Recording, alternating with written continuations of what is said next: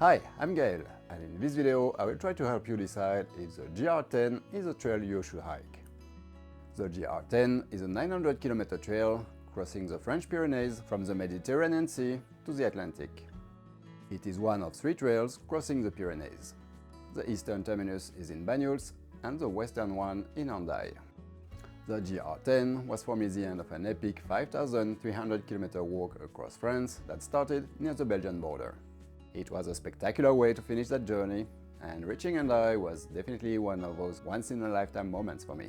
I think the GR10 could be done as a refuge-to-refuge trail, but doing the entire trail like that would be very expensive and you'd still want to carry camping gear for safety. I realized that one important thing I forgot to mention for the GR11 is that in the Pyrenees, on both sides, there's a lot of cattle. I mean, a lot. There's no such thing as water you don't need to treat because it's beautiful crystal clear water high up in elevation. You need to treat all your water. I've seen sheep poo on a summit that seriously did not look very accessible for a sheep. You can not treat your water and be lucky, but really, that's asking for trouble. The GR10 is by far the most popular of the 3 trails crossing the Pyrenees. That being said, it's not really overcrowded. Apart from a few popular spots and maybe on weekends, it feels much quieter than the Alps. I walked westbound and at the end of the season, so needless to say, it was very solitary. The traditional direction is eastbound and not a lot of people go westbound like I did. The main reason being that the guidebooks are written that way. I heard that going eastbound, you have the wind at your back, but I don't think it really makes a big difference. Like on the GR11, finishing east makes it easier for most people to go home after the journey, as the southwest of France is not the most accessible place. I walked it westbound because for me the GR10 was part of a bigger walk, and that's where the trail took me. Some people start in June, but that's really rolling the dice. You might get away with it, but you'll probably still have a lot of snow. From early July till late September is usually the best time. Though I finished in mid-October, and that was a fantastic time to walk. The colors were beautiful, and I didn't have any thunderstorms. But obviously it starts getting cold, so you need warm gear and be ready for snow. And keep in mind that snow can happen any time of the year, even July and August. The GR10 is a mountain trail with a lot of elevation gain and loss every day, so it's definitely not the easiest trail around. And switchbacks are really not a thing here, so it's mostly straight up and straight down. The GR10 sees a lot of thunderstorms in summer, and if you're hiking in July or August, you usually want to be done by 4 p.m. There are bears in the Pyrenees, but there are almost no sightings from hikers, so I wouldn't worry too much about it. In 2023, there were only 80 bears in the Pyrenees.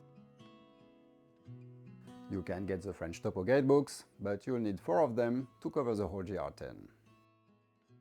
They're good to help you plan your walk, but too heavy to carry on trail.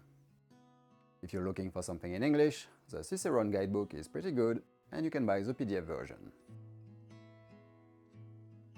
The website gr10.fr can be useful.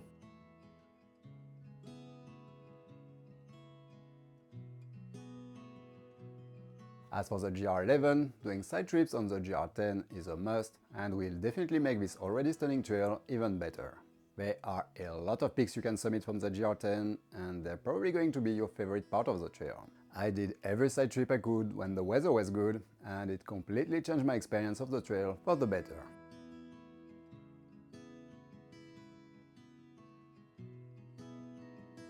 I can also give you one side trip that is amazing and not a peak. This is the Carença Gorge.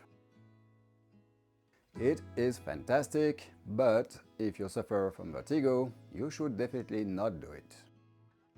Accessing the gorge from the road is fairly easy, but it's a different story from the GR10. You'll be walking on narrow and scary footbridges hanging off cliffs. If you're interested, let me know in the comments, and I can send you the GPX track for it, as well as some other side trips.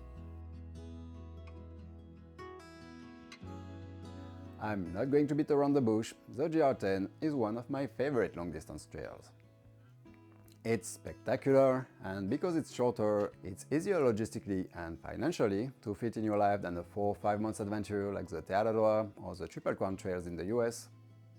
I love that you can choose from having a social walk if you're going eastbound in summer, or a very solitary one by going westbound in autumn. I love that you can pimp your trail and add an amazing side trip almost every day. And I love that even if it's one mountain range, you get a lot of different vibes from one place to another. So should you hike it? Yes, most definitely. That's it. I hope you found this video useful. If so, you can help this channel by simply subscribing and liking this video. If you have any questions, let me know in the comments. Thanks for watching and happy trails!